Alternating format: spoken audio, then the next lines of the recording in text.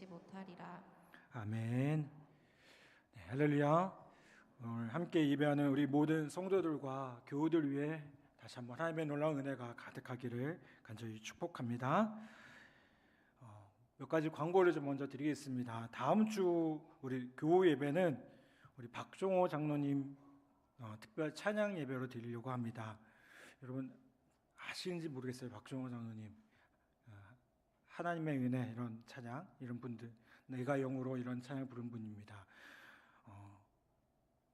우리 너무 귀하고 은혜로운 시간이 될 거라고 믿습니다. 바라기는 우리 여기 계신 분들만 또 모이지 마시고 평소에 또 함께하지 못했던 분들 함께 해서 우리 교회를 좀 가득 채워서 함께 예배하는 그런 은혜가 있었으면 좋겠습니다. 아멘.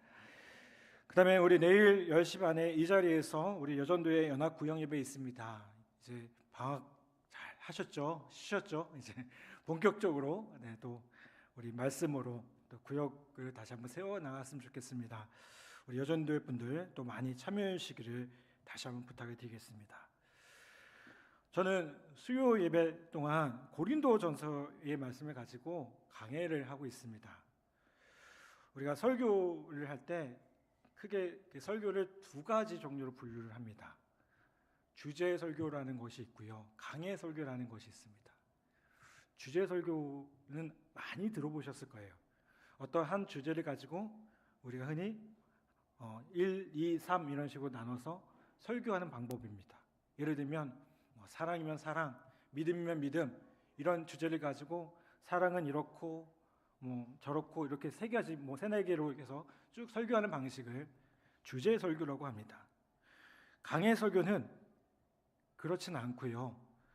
이 설교 본문, 성경 본문에 있는 것에 집중해서 이 본문의 말씀이 우리에게 무엇을 말하는지를 먼저 살펴본 후에 그것을 중심으로 해서 함께 말씀을 나누는 것을 강해 설교라고 합니다. 그래서 강해 설교가 어떻게 보면 조금 어려울 수도 있습니다. 그런데 여러분, 우리가 어린 아이들이 이제 태어나면 이유식을 먹잖아요. 그렇죠? 맨 처음에 젖을 먹고 이유식을 먹고 그 다음에 된밥을 먹어야 됩니다.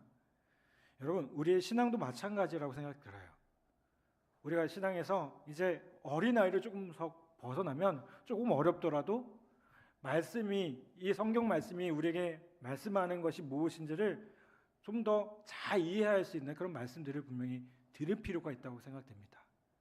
저는 이 고린도전서의 말씀을 통해서 고린도 교회에 하시는 그 말씀뿐만 아니라 오늘 우리에게 주시는 그 하나님의 말씀을 분명히 알아듣는 귀한 은혜가 있기를 간절히 바랍니다. 사도 바울은 고린도 교회의 이제 14장의 말씀을 통해 고린도 교회에 당면한 가장 큰 문제 중에 하나인 방언에 대해서 얘기합니다. 방언은 뭘까요? 사도 바울이 고린도전서 12장에서 얘기한 그 여러 가지 은사 중에 하나입니다. 그런데 고린도 교회에 어떤 문제가 있었을까요? 이 방언 때문에 문제가 있었다는 겁니다. 1절부터 4절까지 말씀을 제가 다시 한번 봉독해 보겠습니다. 사랑을 추구하며 신령한 것을 사모하되 특별히 예언을 하려고 하라. 방언을 말하는 자는 사람에게 하지 아니하고 하나님께 하나니 이는 알아듣는 자가 없고 영으로 비밀을 말함이라. 그러나 예언하는 자는 사람에게 말하여 덕을 세우며 권면하며 위로하는 것이요 방언을 말하는 자는 자기의 덕을 세우고 예언하는 자는 교회의 덕을 세우나니. 아멘. 자, 여기 보면 방언의 은사와 대칭적인 은사가 나와요. 또 다른 은사가 나옵니다. 그게 뭘까요? 예언의 은사입니다. 자, 그러면 방언의 은사, 예언의 은사, 이 두 은사의 공통점은 뭘까요? 두 가지 다 은사라는 거예요. 은사라는 게 뭡니까? 하나님께서 주신 것이에요. 하나님의 선물이에요. 그런데 여러분, 이 두 은사가 하나님께서 주시는 것이지만 극명하게 다른 것임을 우리가 바라보게 됩니다. 우리가 방언의 은사는 어떻게 사용하냐면 우리가 하나님께 기도하는 데 씁니다. 그렇죠? 기도할 때 하나님께서 이 방언의 은사를 많이 주셔요. 각 사람에게 뭔가 기도가 필요할 때, 특별한 기도의 시간들을 갖기 원할 때 하나님께서 방언의 은사들을 주셔요. 그래서 이 방언의 은사를 가지고 기도하다 보면 시간 가는지 모르게 기도하는 분들이 많이 계셔요. 왜요? 하나님께서 그 마음을 주시니까, 그 은사대로 기도하다 보니까 끊임없이 기도할 수 있는 그런 힘이 생기는 것을 보게 됩니다. 그런데 예언의 은사는요, 이제 기도하는 데 사용하는 것이 뿐만 아니라 이제 교회 성도들 향해서 이루어지는 것들입니다. 그런데 여러분, 방언에 일종의 문제가 생깁니다. 어떤 문제였을까요? 우리가 방언 기도하다 보면 어떤 문제가 있습니까? 알아듣지 못해요. 그래서 사도 바울이 뭐라고 얘기합니까? 예언하는 은사를 원한다.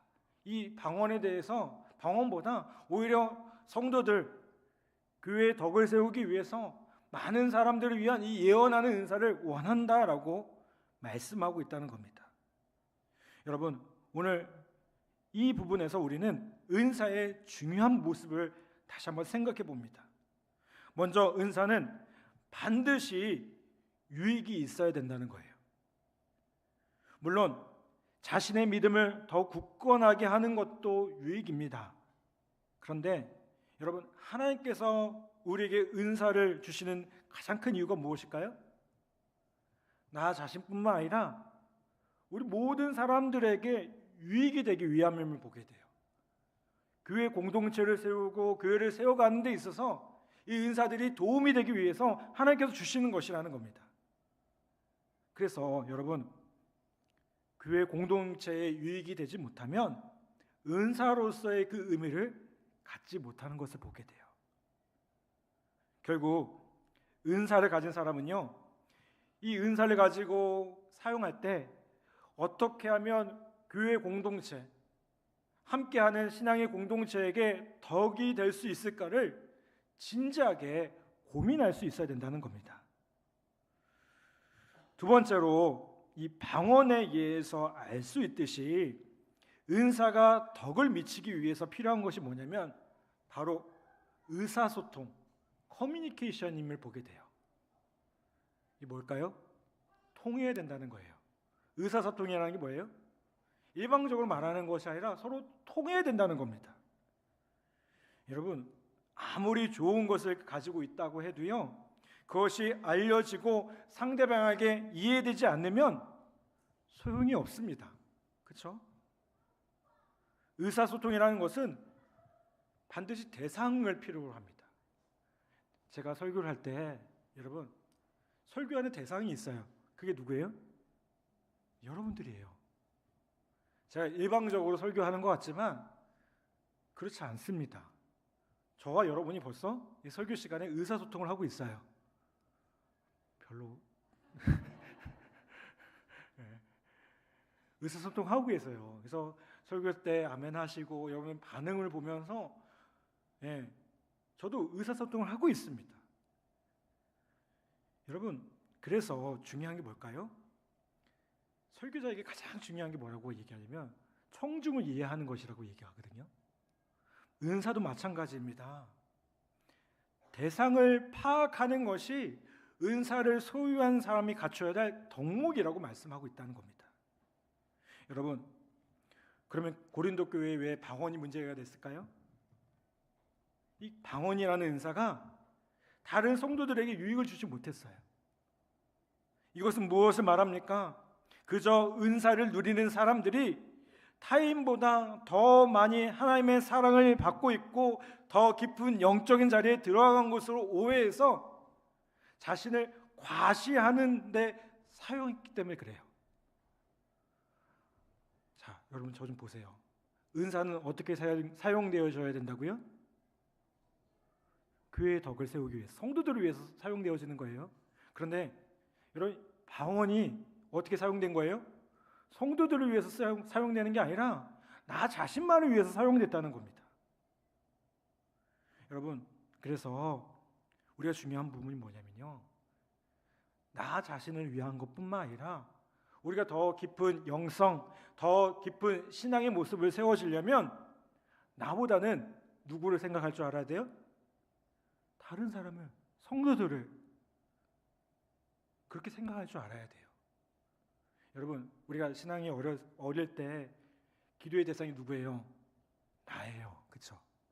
나를 위해서 기도해요. 이게 조금 더 커지면 누구를 위해서 기도합니까? 내 가정을 위해서 기도하고 내 자녀들을 위해서 기도해요. 내 부대를 위해서 기도해요. 그런데 여러분, 우리의 신앙이 깊어지면 누구를 위해서 기도해야 될까요? 그 울타리를 뛰어넘을 수 있어야 되는 거예요. 내 가정을 넘어서 우리 교회, 우리 부대, 내가 만나는 사람들, 내가 함께하는 그 사람들, 공동체, 그들을 위해서 기도할 수 있어야 된다는 거예요. 아멘. 저는 그런 의미에서 국방대 교회가 참 귀한 공동체로 생각들어요. 왜요? 우리가 수요일마다 파송 선교사님들을 위해 기도해요. 우리 교회를 거쳐나간 우리 선배들을 위해서 우리가 그들을 위해서 기도합니다. 그들이 섬기는 일들을 위해서, 하나님 나라를 위해서, 군성교의 모습들을 위해서 기도합니다.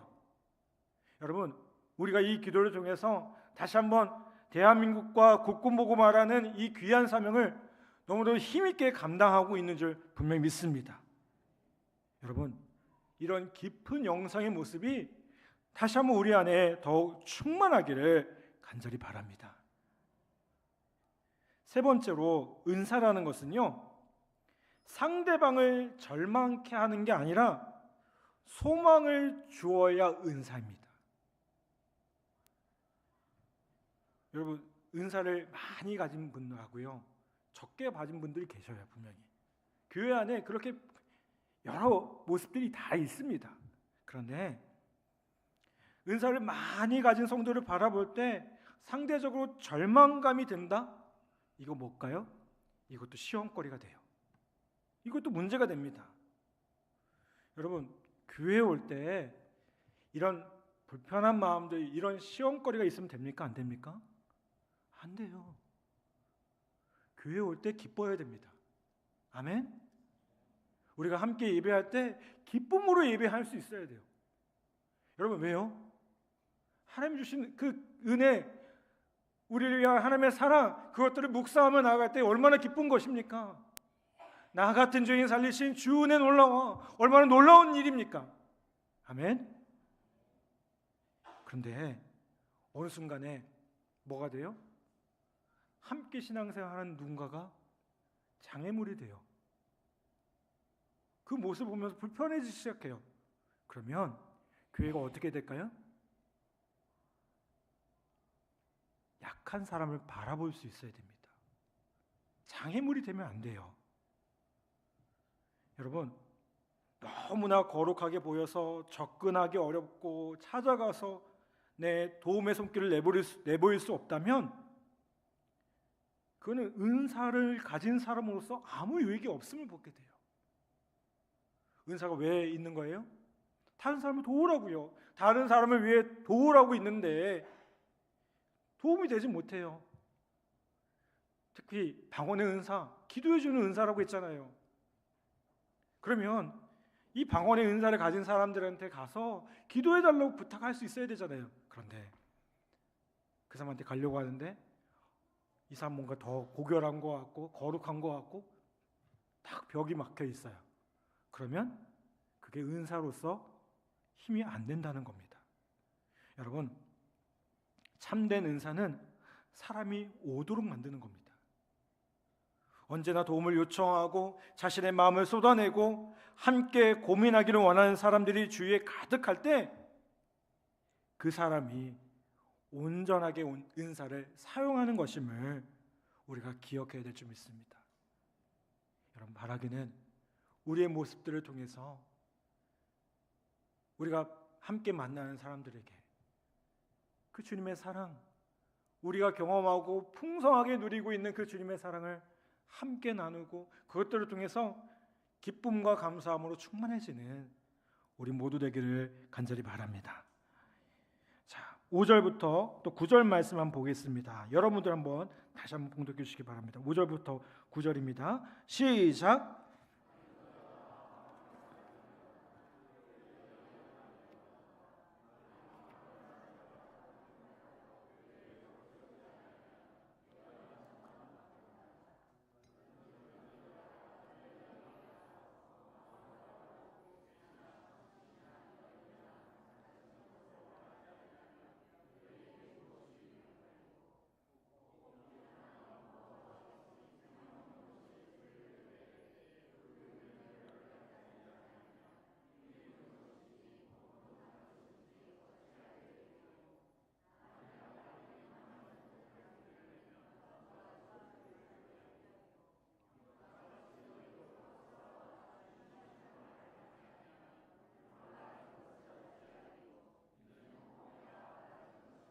아멘. 자, 여러분 이 말씀에 보면 의미 없는 방언, 알아들을 수 없는 방언을 가리켜서 사도 바울이 뭐라고 합니까? 검은고와 피리를 가지고 예를 듭니다.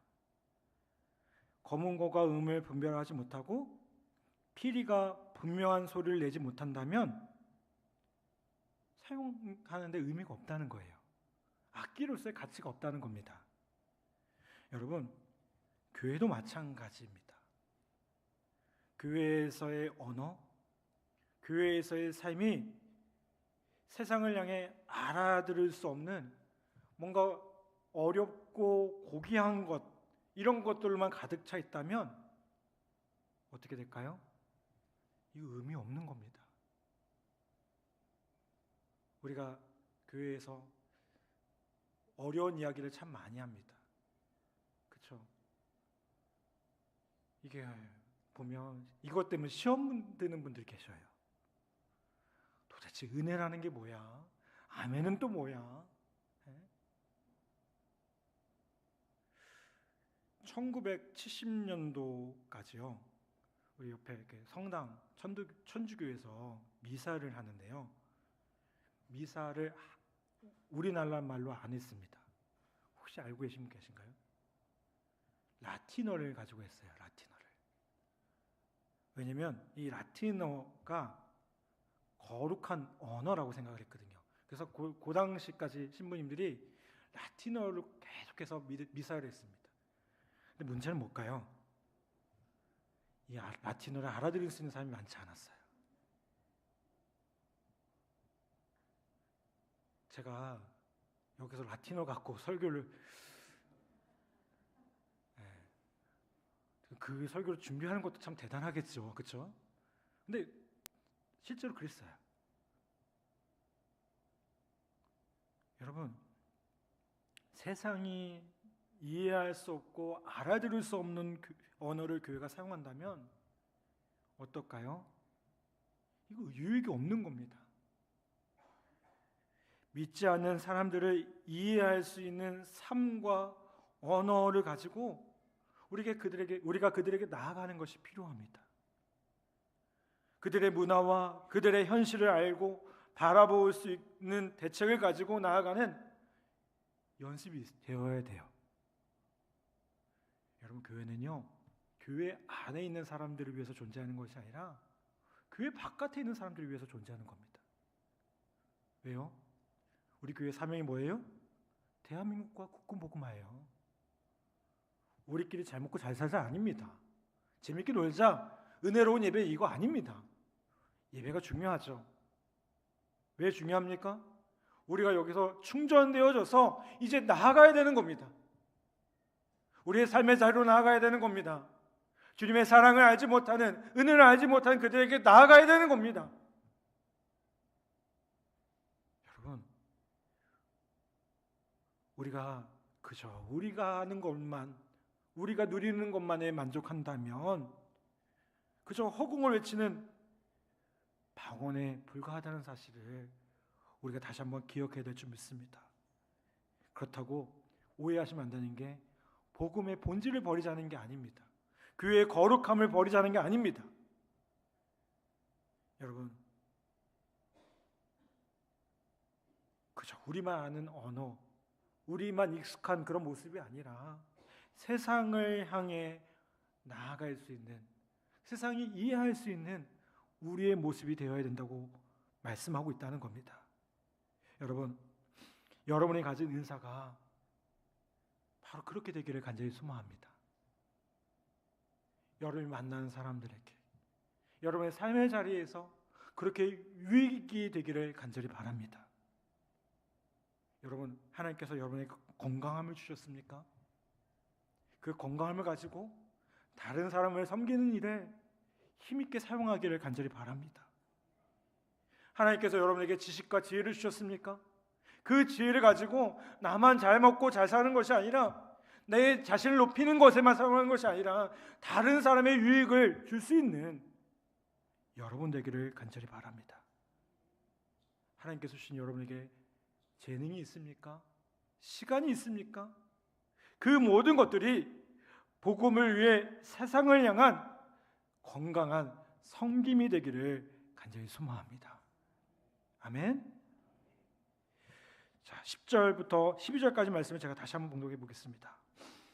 이같이 세상에 소리의 종류가 많으나 뜻없는 소리는 없나니 그러므로 내가 그 소리의 뜻을 알지 못하면 내가 말하는 자에게 외국인이 되고 말하는 자도 내게 외국인이 되리니 그러므로 너희도 영적인 것을 사모하는 자인즉 교회의 덕을 세우기 위하여 그것이 풍성하기를 구하라.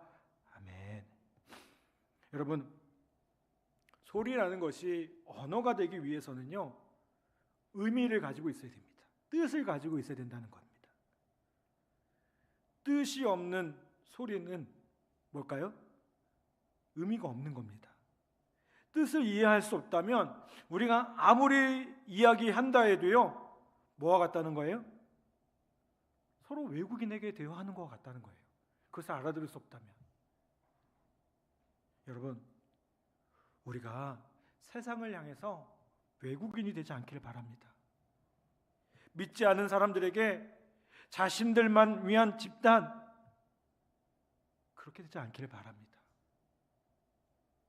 여러분, 우리가 누리고 있는 것들이 있습니다. 우리가 누리고 있는 하나님의 사랑, 은혜, 귀하죠? 아멘? 그런데 이게 우리만 귀한 걸까요?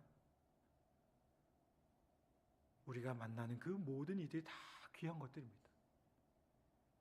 요한복음 3장 10절 보면 하나님이 세상을 이처럼 사랑하사 독생자를 주셨다고 얘기합니다. 하나님이 나만 사랑한 것이 아닙니다. 세상을 사랑하셨습니다. 우리 모두를 사랑하셨습니다. 하나님 모든 사람이 구원받기를 원하고 계십니다. 아멘. 여러분, 교회의 관심은 믿지 않는 세상입니다. 우리가 신앙생활 하다 보면 단조롭고 좀 따분하다고 생각하는 그런 모습들이 있습니다. 많은 이유 중에 그런 모습들이 나타나는 이유가 뭐냐면 교회의 관심이 교회 안에만 머물러 있기 때문에 그렇습니다. 보면 교회 안에서 많은 것들 하잖아요. 프로그램도 하고 행사도 하고 소그룹도 다 합니다. 그런데 그게 교회 안에만 있으니까 어떻게 될까요? 그냥 비슷한 거예요. 맨날 하는 것 같은 거예요. 여러분, 그런데 눈을 들어서 세상을 한번 봐보십시오. 우리가 함께 섬겨야 될 사람들을 한번 봐보십시오. 그들에게 십자가의 복음을 들고 한번 나아가 보십시오. 우리가 누리고 있는 그 은혜, 나 같은 죄인 살리신 그 놀라운 은혜를 가지고 한번 나아가 보십시오. 얼마나 귀한 일입니까? 아멘? 여러분, 군대 안에 신앙을 갖고 있는 분들이 많다고 얘기는 합니다. 그런데 채 20%가 되지 않습니다. 이게 현실이에요. 요즘 특히나 젊은 세대들은요, 우리 신우들, 병사들 3%도 안 된답니다. 97%는 십자가에 대해서도 모르고요, 복음에 대해서도 모르고요, 하나님에 대해서도 모르고요, 우리가 알고 있는 그 놀라운 은혜에 대해서도 모르고 있습니다.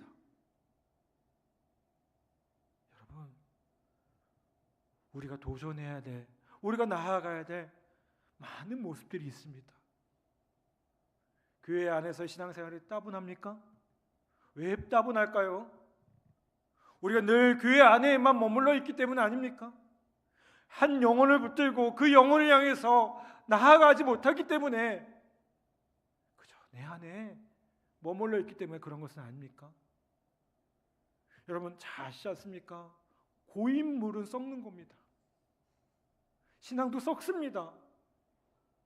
여러분, 우리의 신앙이 고인물이 되지 않도록, 우리의 신앙에 늘 주님의 사랑과 은혜가 흘러넘칠 수 있도록 그 복음의 놀라운 은혜를 함께 나눌 수 있는 우리 모두 되기를 간절히 바랍니다.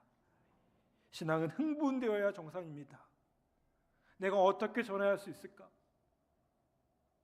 하나님께서 도대체 그 영혼을 어떻게 인도하실까? 여러분 그렇게 흥분되셔야 됩니다. 요즘 우리 교회 안에 소그룹을 하면서 변화되어지는 그 모습들을 보면서 흥분된다고 말씀하시는 인도자분들이 많이 계셔요. 저는 그 소식을 듣는데요, 얼마나 감사한지 몰라요. 바라기는요, 거기서 끝나지 않기를 바랍니다.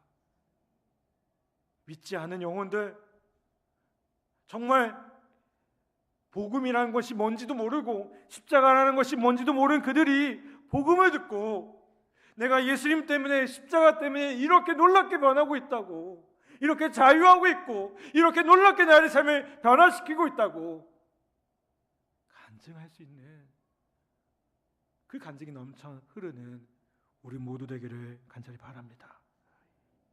여러분, 오늘 이 예배를 통해서 다시 한번 우리의 관심이 달라지기를 소망합니다. 그저 교회 안에만 머물러 있던 우리의 모습이 믿지 않은 그 영혼들을 향해 바라보며 주님의 마음을 품고 그들 향해 나아갈 수 있는 우리 한 사람 한 사람 되기를 간절히 바랍니다. 여러분, 다시 한번 교회는 교회 바깥에 있는 사람들을 위해 존재하는 곳입니다. 오늘 이 은사들이 바로 그렇게 주어졌음을 기억하며 오늘 그 은사를 가지고 정말 주님 나라 위해서 기쁘게 쓰임받는 우리 모두